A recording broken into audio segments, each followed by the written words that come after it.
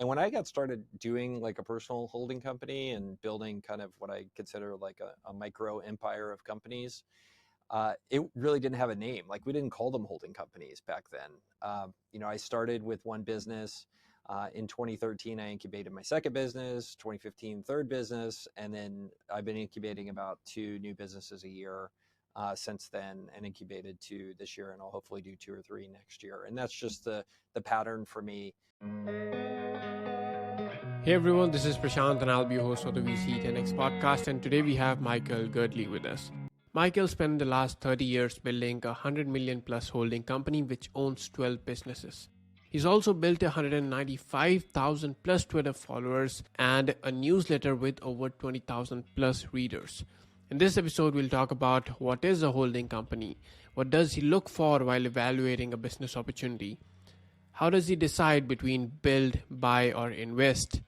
Why is the Holdco model gaining popularity? His content creation system and importance of personal branding in finding great opportunities to invest, hire, and acquire. Biggest learnings founding and acquiring businesses over the past 30 years. His advice for founders trying to build in the current investment market, and lots more. So without wasting any time, let's dive straight in. Hey Michael, so good to have you on the VC 10X podcast. How are you doing? I'm doing wonderful. Thanks for having me. Yeah, it's a pleasure having you on. I was trying for quite some time, but finally we have you here. To start things off, can we quickly have your story and how you started investing?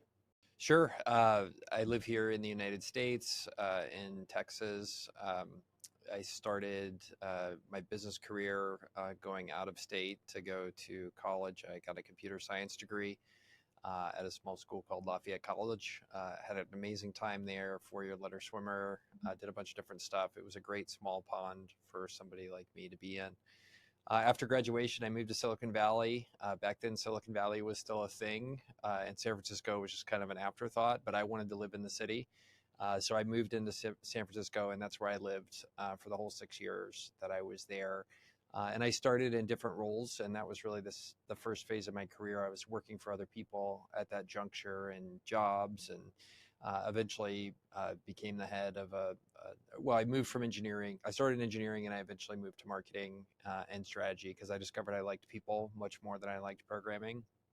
And then really after that, in my late 20s, my wife and I decided we were tired of the Bay Area. It's great, but it wasn't perfect for us. So we went and traveled for a while, and then we moved back here to Texas, and that started the next phase of my career, which was being a CEO. And I was CEO of multiple companies that I either joined because they were family business or that I created myself over a period of about a decade and a half. And then about 7 years ago, started the current phase of what I do in my career, which is work on companies rather than in them. So I sit on boards, incubate companies, sometimes acquire them, and really work at that level. And if I have a CEO title, it means I'm doing something wrong. I really spend a lot of time, at the intersection of operations and investing at this juncture. And I've up to about a dozen businesses that I've done that with, of all varying sizes. Anything from stuff with pushing 100 million in revenue and hundreds of people, to stuff that's just gotten off the ground because we incubated it 4 months ago. So that's my general strategy of what I'm working on now from an investing perspective. Yeah, that's an amazing story, and we'll try to unwrap different parts of it as we go on in this conversation. But first things first, since we are mostly focused on investing, there's a VC podcast, and you're yourself involved with multiple VC or investing kind of projects, namely Geekdom Fund, there is Effectual Ventures, there's Dryline Partners. So can you tell us what are the different kinds of investing or buying, acquiring that's happening at all these different places that you're involved with? 100%. Yeah. So I think other people really narrow down and decide, okay, I'm just going to do VC or private equity or incubating companies or bootstrapping businesses. I find I'm much more of a curious person than a lot of those folks. So I will vary across styles based on what I see as the types of opportunities out there.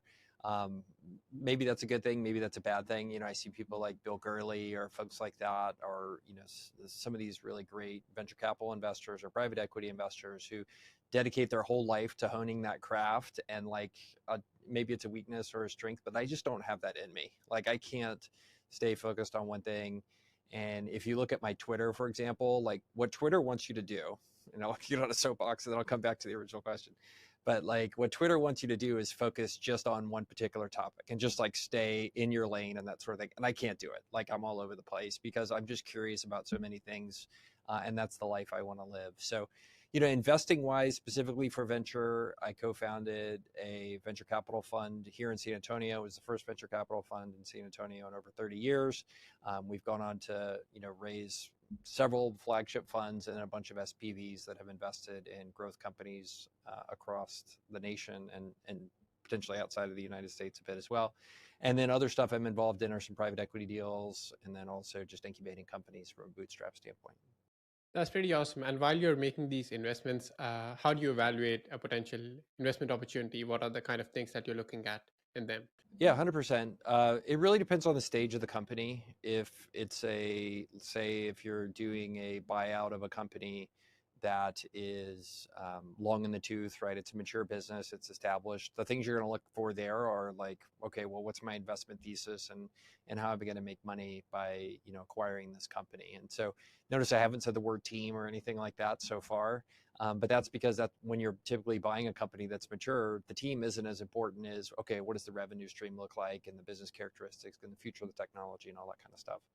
Now, if you're looking at something at a very early stage, the earlier it gets and the closer to the idea stage you are, the more important the caliber of the team becomes, right? If you think about the thing that's the hardest to swap out in any company, especially at the early stage, it's the team itself. You can change markets, you can change approach, you can change investors, like all that can be changed, but the founders and the folks that are there at the very earliest stage are the most critical things when a company is just getting off the ground. So when I'm investing in something very early, which is relevant for VC, whether it's incubating a non-growth business or incubating a high growth business, like it's really about who is the team on the field when you get started, because that's the one thing you just can't change. Absolutely. And you're involved with these three kinds of approaches, which is build, buy, and invest, right? You're doing different kinds of things in different approaches, right? So how Yes. do you, like, let's say you have an idea, you see that there is a market opportunity.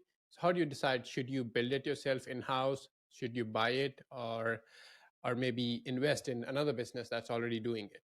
Yeah, 100%. 100% great question. So I use an entrepreneurial and business development philosophy called Effectuation, which is something that lives outside of the world of lean startup and of classic kind of VC waterfall style creation of businesses. And have you heard about Effectuation before? No, I have not. Okay, I highly recommend it. If you take away anything from this podcast, like go learn about Effectuation. And my Sure. story with Effectuation was, it was like 3 or 4 years on Twitter, and I talked about how all these great entrepreneurs that I knew and business creators and investors, they didn't do lean startup, and they also didn't do like classic VC a lot of the times. They would get involved in VC, but not from the earliest stage, right? Like, and I saw that they would go out and do things like, instead of going to interview customers to start off with, they would like first start and say, okay, well, what am I really, really good at? Like, what resources do I have? Like, what network do I have that's an unfair advantage? And then they would go start exploring spaces around that. So in my case, for example, like I have a computer science degree, right? So that gives me a background in technology, that gives me an understanding the way IT works. Like, does it make a ton of sense for me to go like explore business ideas or explore the construction space? Well, not really. Like, it doesn't make a ton of sense. Or like a great example is my buddy Craig Fuller, who runs a great business called Freight Waves. If you haven't heard of it, you should totally check it out, based in Chattanooga.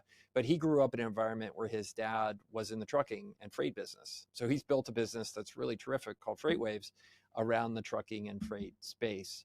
And so Effectuation has these ideas. And one of the ideas is you start with what you're really good at, as opposed to in the VC world, you start with what's your vision, or in lean, you start with, well, what are people's problems? And like, it starts in this middle with like, okay, well, what can I be the best in the world at? And then you start building ideas around that.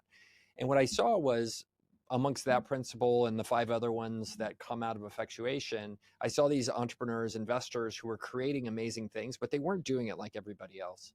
And there was this moment on Twitter where I like wrote this long thread and I described exactly how these people were building businesses, and this guy from India, and I'm going to totally brutal his name, but it's Prasanna, and then the last name starts with K. He's my buddy, but I can't pronounce his name.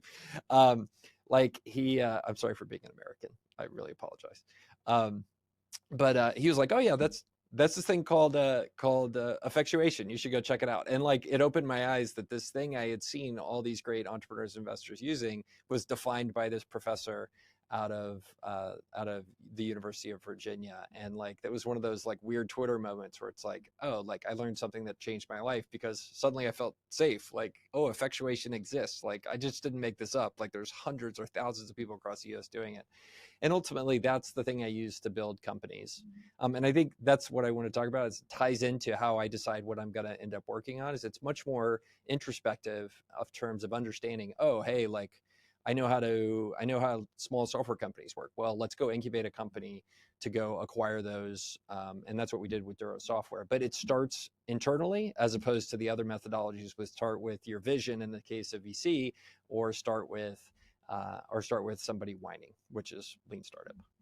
Absolutely. That's quite interesting. And I just had one of those moments that you had wherein you realize that, okay, there's a concept that you've been using, but you don't know that there's a name to that thing, right? So Yeah, how I use that in my life is basically, I run this VC podcast, been more than a year, right? And I identified that most VCs aren't as good at marketing themselves, right? Or they just don't have the time for it. There's too much work being a VC itself, right? So I said, what if I offer my services of running the podcast, which I'm doing for myself, but I do it for them. Like, they'll host it and I do it end to end for them, right? From pre-recording, doing the research for them, giving them the outline based on guest research. They just use that through the recording, maybe change that a bit. And then once it's done, I do everything from editing, packaging, publishing, social media clips, marketing materials, everything, right? yeah, So it was basically effectuation in practice, right? But then I use my background on what I can do well and gave that to someone who needs it, right? So exactly. that's a great mental model to use for people wanting to build businesses, and a good mental framework. And also on the decision to, should you build it yourself or should you invest in someone else's business? If you have personal expertise, then maybe you should build it yourself. If you don't, then, and you see the market opportunity, then maybe get someone who has that personal expertise, right?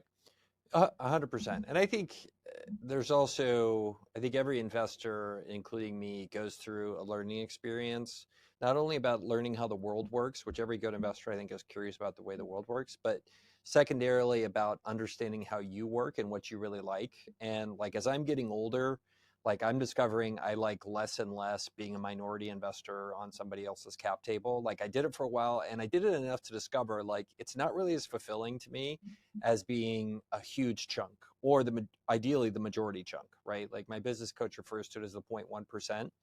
Um, we did an activity once where I went through like all my investments, and he had me describe each one, all the way from where, you know, I own 0.1% in a tiny VC growth company to where I own 100% of another company, right? And everything in between. And he said, look, you know what just happened, right? Look at your body language and look at how you talked about each one of these things. Everything you were happy about was stuff that you had a big stake in it, and you had the ability to do impact on each individual, like on that company. You could make changes. And when I own 0.1%, like, you could nudge the founder, but I can't really make changes. When I own 100%, like, it's on me, and that's totally what's important. And that's where I've grown as an investor. Like, if people ask now, I just tell them generally, like, I don't do minority investing anymore because I don't find it fulfilling. Like, I could make money doing it, but I don't really care about that anymore. Like, I care about, like, am I going to be happy doing this work? And I won't be. So anyway, I think that's that second journey that investors go through, is learning a lot about yourself as you go through your career.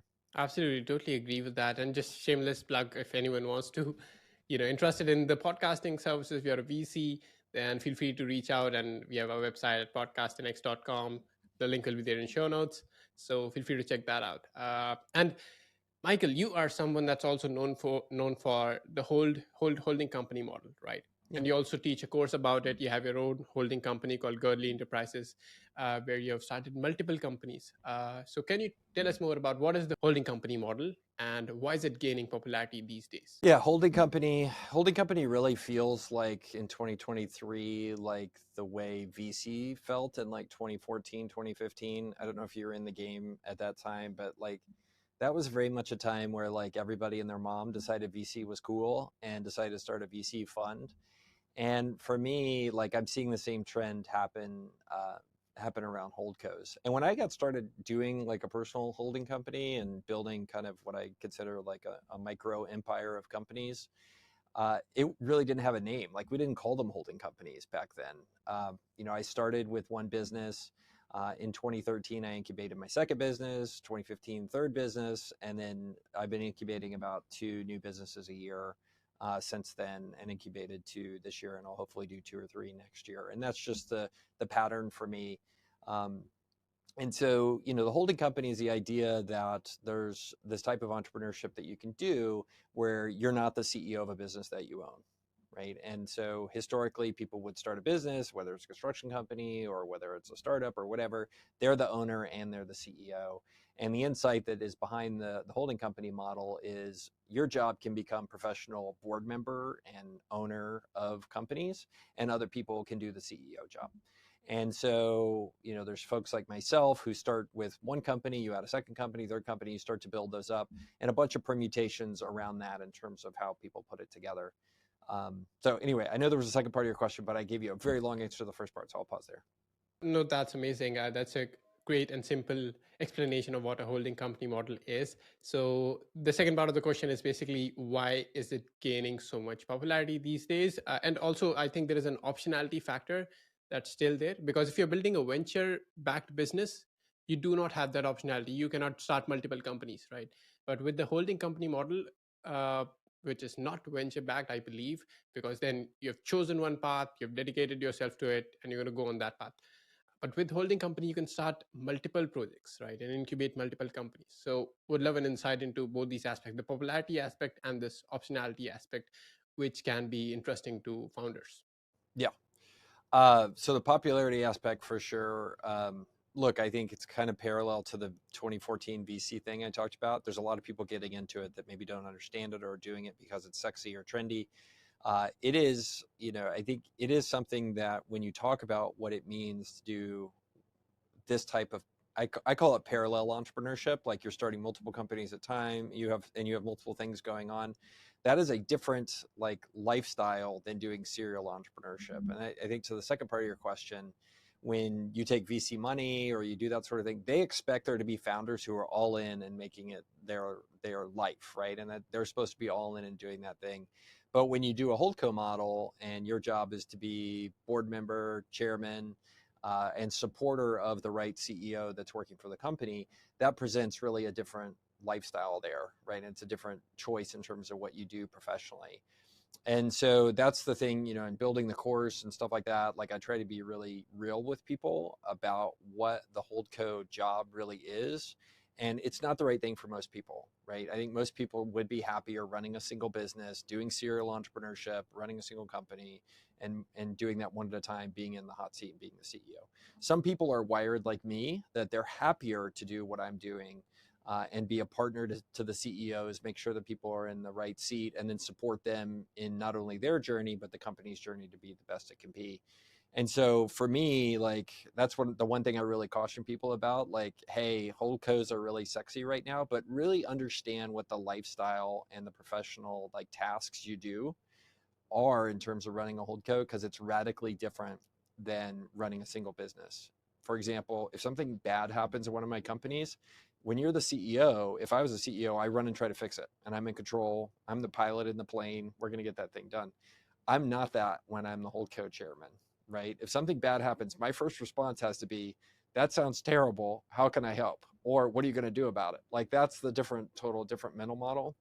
And a lot of people I think are getting into the holdco game and don't really understand like their lifestyle changes a ton when you go from CEO to business owner and chairman. Yeah, so I think the main transition is that you are being less controlling and letting the CEO control most things, right? And one more clarification I'd want from you is that how is this different or similar to a business incubator? So there's all kinds of flavors of what a business incubator is. You have everything from people that are just giving out office space and asking for a couple percentage of your company. You have other ones that are very programmatic and don't take any equity in your company and that sort of thing. Then you have some that are straight up venture studios. I mean, Ellie Corp, Pioneer Square Labs, all these folks who've raised money for funds and are turning that into companies that they're incubating. So full on venture studios. So there's all kinds of different permutations of that. Most of them don't work for varying degrees of reasons, but yeah, I mean, I think the big difference between what I do and in terms of creating companies and crafting them is generally I am doing it all myself, whereas I think an incubator typically has much more of a scalable process and all that kind of stuff, which maybe I'll get there someday. But like for right now, it's very much handcrafted. I'm doing all the work, getting involved. I don't have a bunch of staff. Or a really rigorous process in terms of those things. So that's how I would differentiate it. But I think we both like, whether you're a formal incubator or a venture studio or doing what I do, like I think we all like craft companies that hopefully someday become valuable and profitable. Absolutely, that's amazing. And in the beginning of this conversation, you briefly mentioned Twitter, right? And how you are not very specific or follow a fixed path to what you post on Twitter and stuff like that. And personal branding has been big on how the opportunities, what kind of opportunities come your way, even hiring people. You post about all kinds of stuff, and it's well received, right? You have around 190K, nearing 200K followers there. So can you tell us how that personal brand leverage helps you with all these projects that you run and even finding great talent? Yeah, 100%. Well, my journey with Twitter started in 2020 during COVID. Like I was super bored and I like was lonely. So I just started tweeting and interacting with people there and trying to figure it out, and that's how I really treat Twitter. And now I'm trying to figure out YouTube as well. Like I try to treat them like a video game, like a puzzle, and I'm trying to learn it and then trying to win. And what winning means is kind of different here versus a video game. I'm not trying to like kill other people. I'm trying to like understand how to solve the puzzle. It's like Legend of Zelda. Um, so today, like because I've invested so much time and I love teaching, I love the practice of being on Twitter, I love like helping other people at scale. Because of all of that, it gives me an audience that then often gives back to me like more than I ask, right? And that's just things where like, for example, like I'm learning how YouTube works now. Like we're on video number 7, like I'm digging into it. And like the other day, a guy who's an acquaintance like sat down and recorded like a 30-minute video breaking down my entire channel and like coaching me how to do it better. I didn't ask him to do it. I didn't pay him to do it. It was just one of those things where because I've give so much like on Twitter and I don't ask for much in return, like people give back to you. And that's just the power of scale, right? If you have 190,000 followers, even if 1% of them give back to you, that's 1,900 people that are like pushing stuff back. And so, and then occasionally, like that's just like serendipity, like karma paying me back. And then there's the other side of the spectrum, which is like occasionally I can make asks, and it's like part of the way I incubate companies now is through what I call an associate model. Like the last time I advertised for one of those roles, I had 400 applicants for it, and like they were all super high quality. Whenever I want to launch like a new business, I can help them get going by tweeting about it and getting initial customers for it, and all those things are ways that I can directly leverage all of that investment I've put into the content. Absolutely. And one aspect that often gets missed out when people look at followers is the qualitative aspect of it, right? Because there can be people with higher number of followers than you, but it would be hard to find the quality of followers that you have right now because you've built it by posting high signal content. Most of your content isn't basically clickbaity, but it's more of learnings from your own career of things you've done and posting the processes that you have followed, the operating systems you have followed, and those are very in detail. So do you have a specific time set aside for writing content for Twitter, because these are deep posts like threads and stuff like that? They take time to write, refine. So what's your system for that? Yeah. So, yes, all the time. No, I'm just kidding. So, what I've started to do over the past couple of years is basically I time slice my time 4 different ways around how I'm going to spend my days. So, Time slice number one is spinning that around managing companies, so doing supervision, helping the businesses, one-on-ones with CEOs, all that kind of stuff. Time slice number two is what I call special projects. So that's like, hey, we're working on a deal, like I'm incubating a new company, we're hiring new people, like getting something started up. Like those are kind of what I call special projects. And those are things that tend to be start and finish. And then there's a third bucket, which I just started doing this year, which is the do nothing bucket. So that's like an ideation bucket. Like I go for walks and I think about things and I just read and follow my curiosity. And then the fourth bucket is 25% of my time is spent on content creation and reading and making new stuff, right? Recording videos, writing threads, editing stuff, writing tweets, and all that kind of thing.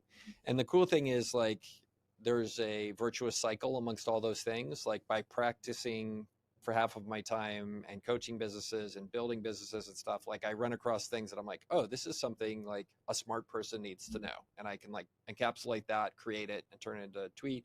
And then in theory, people will comment on that, and I can often start to think better about it because of the comments and discussion that it starts. And the virtuous cycle continues around all those things. So process wise, it's like do my job, but look for opportunities to create content, package that up, and then share it, and then take that feedback and do better next time. That's amazing. And while you're writing these tweets, is it like one shot? Okay, you thought, okay, this is a great idea. I should just pen down my thoughts and then you directly post it? Or is it like, okay, you let it be there in your drafts for some time, maybe refine it the next time, and then post it after some time? How does that work? Yeah, it totally depends upon the content type. I am ambivalent about it. So there's like sometimes there's just the like, hey, this was interesting. I'm gonna spend 2 minutes and like write a well-crafted tweet and post it. Those happen all the time. If we're doing a thread, which is a lot of what we're doing, writing long form or threads or that sort of thing, we go through a whole editing process now. And I say we because earlier this year, like I've decided to scale my social media output, and I've done that by creating and hiring a team around it. So it's a team of two, hopefully going to be a team of three soon because we're hiring somebody for video who will lead the charge on that. And like we go through a whole internal process now where, like other creators, we have a content calendar, like we're strategizing, we're doing data analysis based on what worked. We're partnering together on everything from my newsletter to tweets to YouTube to figure out what the optimal schedule is. When should we publish what? How do we make stuff better? And now there's a whole, like a much more process to it. And then specifically like for threads and stuff like that, I'm over the top compared to most people in terms of how many revisions I'll do. I've gotten now to where I can get a thread to where I'm very happy after 2 or 3 revisions. It used to take 5 or 7, but just like the reps and me doing hundreds and hundreds of threads has gotten to me to where I can write them out very quickly and I don't need to edit as much because I have it down in terms of the pattern that you need for YouTube. But anyway, I don't know if I gave you too much information there, but like there's sort of a system, but also it's ad hoc-y when we feel like it. It's designed to be very free because I don't want it to be limiting. Absolutely. That's pretty awesome. And you've had a long career yourself as a founder, and now even helping other founders build their companies and incubating companies. So, what would be your advice for founders building in these relatively difficult times when funding isn't that accessible? So, what would be the approach that you suggest to founders they should take on building their businesses? Yeah, there was a line I heard once, which I think is really good, which was how you'll build your company without any money is how you'll build it when you get money, right? So I think, the best way, as always, to get, to get a business funded is actually not to need the money, right? And the same thing goes with loans, right? Banks generally only want to loan money to people that don't actually really need the money. If you really need the money, the banks aren't that interested. Um, so I think there's still tons of opportunity out there. I think right now is really an environment where the great founders can separate themselves even more, right? When money is easy, it's really easy for mediocre founders and mediocre people to succeed. When money is scarce, like the cream really rises to the top. And I think this is an amazing opportunity, as a number of people like are leaving the VC ecosystem because things suddenly got hard for non-special people, and B, that like you're an environment where there's not a lot of funding, so like your ability to work magic without a bunch of resources is really great. So yeah, I think it requires a mindset shift where it's just like, oh, like capital is scarce now, or relatively scarce. And then how do I like work around that and use my smarts as a founder to demonstrate, hey, like when I'm ready for money, it'll be out there because I've made so much traction, without it being around. Absolutely, totally agreed. Being frugal is the approach to go for right now and do with what you have. And if you do that well, you'll get all the money in the world, right? Awesome. So, talking about where you are right now, I believe you'd be pretty happy with where you are in your career right now, in what you've accomplished, what you built. So, if I ask you this question, that what is it that's something that you could have done that would have accelerated this path to be where you are right now? Maybe 5 years prior to now, or maybe 10 years prior to now. Yeah, 100%. Look, as I look back on my regrets of my career, it is not from doing things that I did too many things or took too many risks. I think in retrospect, it was that I waited too long to quit things, waited too long to try stuff, waited too long to split with a bad fit employee. Like all of those things were the constant pattern of my mistakes, right? Looking back on my 20s, I wish I had taken more risks. I wish I had tried more things. Instead, I played it safe, right? Instead of starting a company out of college, I went and got a job. Now, look, there's two sides to every story, right? Like my bank account is very different now than it was back in 1998. So I understand 1998 me is going to be thinking about the world very differently than 2023 me. So anyway, I think as I look back on it, I think I look at the quote unquote risks that I took and the mistakes that I made, and like they felt really big at the time, but in retrospect, they've never really turned out to be that big. And if 23-year-old me or 28-year-old me was here, I would tell them that. But I think I would also have some compassion to understand like your 20s are still a time when like the world's still pretty scary and you don't have it really figured out. And like I think that's one of the benefits of being in my current age, which I'm 48, which is I don't feel old yet. I can see old is coming, but like I also like feel like I have it figured out. So it's like a perfect like middle ground where it's like I know what I don't like, I know what I don't want to work on, and I'm also not so old that I don't feel like working on it.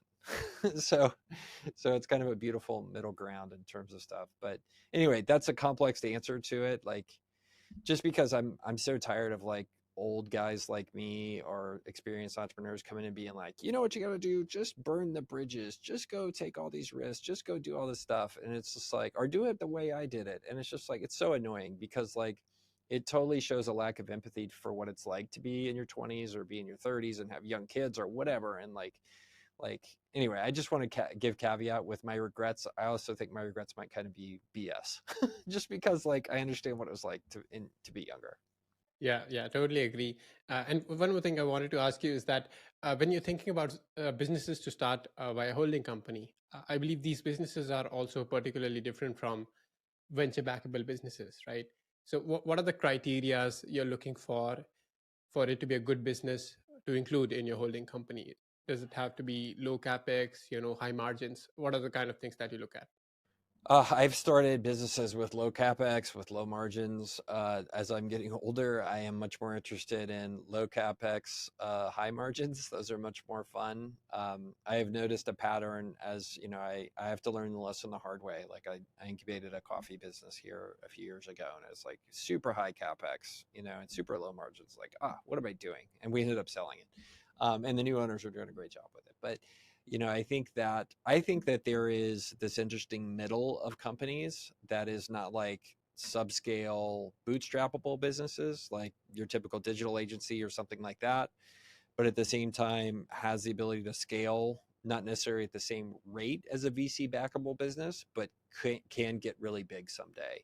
And I consider that really this middle ground of businesses where I want to focus my effort, and totally what I'm working on these days are just like businesses that can get to 100 million in revenue, are not going to require a ton of capital to get there, and can build and grow over time to that kind of place with the right team, kind of the right thinking behind it. So I do have, and I've built a whole checklist, which for me is really good because every time I consider an idea, I go through this checklist and say, okay, like, should we pursue this idea? No, like it doesn't meet these criteria, so we're not going to do it. For example, like can it reach 100 million in revenue, or is it going to require a ton of capital, or do we need VC to get there? Like if it says yes to any, yes or no to those questions, like I'll throw them out the list. And for me, that helps me not get emotional about an idea and pursue it, even though, there's some red flags with the particular idea.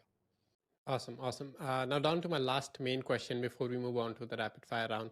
And this one is about what's something that you've learned now that you wish you had learned earlier in your journey? 100%.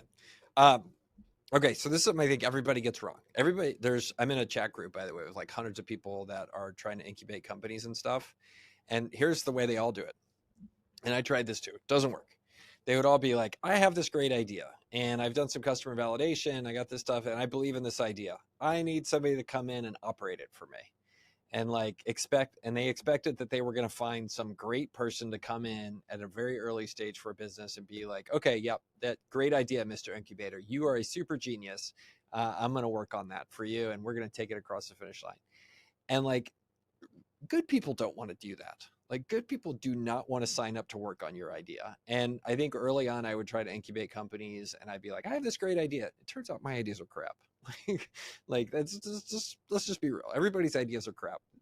And so what I've learned since then is when people come in, when I bring them in for this associate role, when we work on incubating companies, we develop the idea together.